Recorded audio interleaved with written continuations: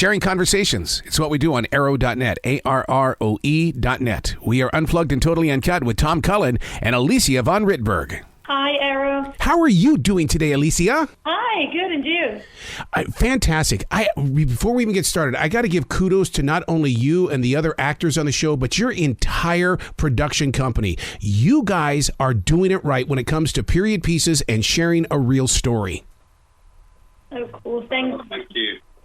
To be a part of this, I mean, because once again, it is a period piece. It just goes and it proves that we love our royalty stories and we like to embrace them because we want to be a part of that royalty story.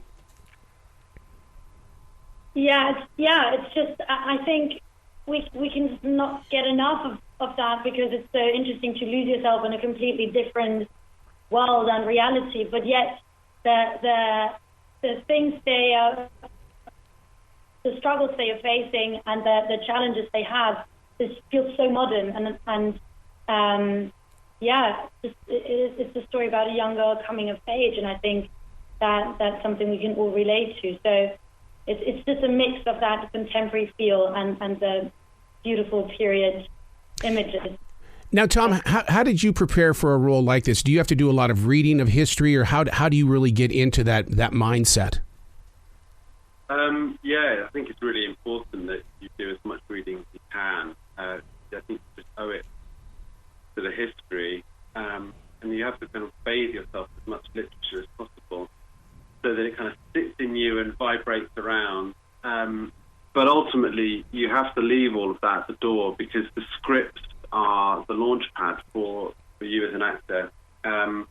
And history itself is interpretation anyway. Yep. As you said, the show itself, it's incredibly historically accurate. Anya Reese, our young showrunner, she has really earmarked the very strong, very particular storyline that happens historically.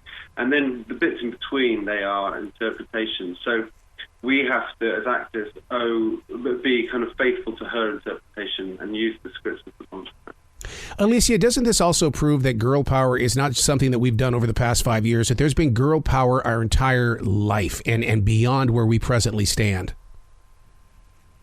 Yeah, I mean, I think, to be honest, that the way we show girl power in this one is it's not on the nose, and that's what I love about it so much. I think we dare to show a young woman with a soft, vulnerable voice being emotional and insecure rather than someone who already knows by the age of 14 what she wants later on. And I think to show such a soft character who's still so well respected shows that there is a female way of leading and no need to adapt something to something we all know. And I think that is very special. Tom, inside the storyline, all things change when the king is reported dead. As an actor, I mean, all of a sudden, inside your mind, body, and soul, you've got to be able to hear that soundtrack go bump, bump, bump, bump, because everything changes at that moment. Yeah. Tom, go ahead. No, go, Alicia, go. No, I just want to say that there is like this void that just opens up, and everyone tries to find their pawn in the game, and I think that's what also happens with the relationship with Thomas Seymour, Catherine Parr, and Elizabeth. That triangle where there is a lot of love, but it's also a game, and that's what makes it so complex. Tom, would you say that one of the subliminal actors on the show is the actual sets? Because, I mean, my God, authentic candle-lit rooms. I mean, is it really that dark? Because I love the way that the close-up shots, the room itself, everything that's going on is like we're there, and you're inviting us to stay there.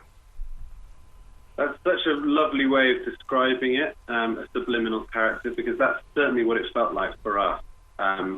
Justin Chadwick, our director, and our DP is this young Brazilian guy called Adolfo Veloso. They had a very clear vision of how they wanted to shoot it. The sets were built so that we could shoot 360 degrees. They had ceilings on them. and Adolfo wanted to shoot, light everything with natural light, so whether that be candles or just window light.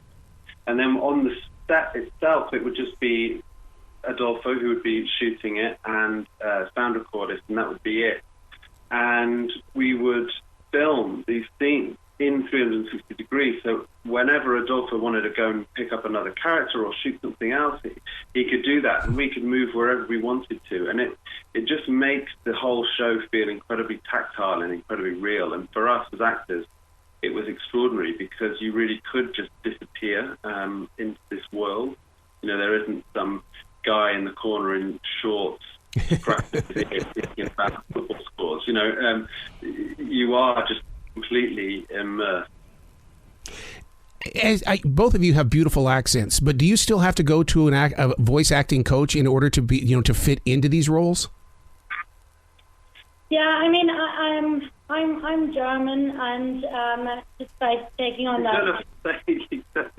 You're German, great. You said it so negatively. I'm German, so it was very special for me to be allowed to dive into that, like the role of a British queen. And I did have to work on my accent for it, and I felt very lucky because I had the chance to work for it on it for a while, which was basically half a year in advance, and then throughout the shoot. And I think what we did is that we said that the accent we know from royal period dramas is a Queen's English, but that's something we only know from other projects. So we decided to actually go with a more modern accent and have a more modern take on it, because they were also just politics and conversationalists, and we felt that the normal RP accent is the right one to go with. I couldn't agree more, really. I was lucky enough to be cast before the Elizabeths were, so I was able to screen test with some of the Elizabeths, and they were all absolutely amazing. But when Alicia came in, she walked in and she had such a kind of natural interpretation of this character, and it certainly informed my own interpretation of Thomas Seymour.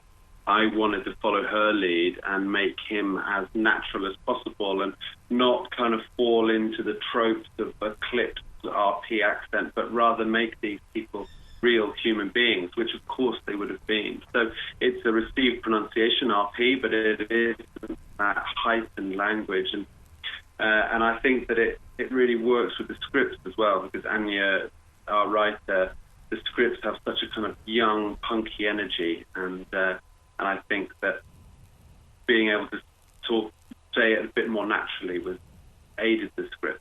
Well, I'm so glad that STARZ is right there with you guys. And congratulations on this. And we're all going to be talking about it around the world, and you guys are right there in the center of all of that fun.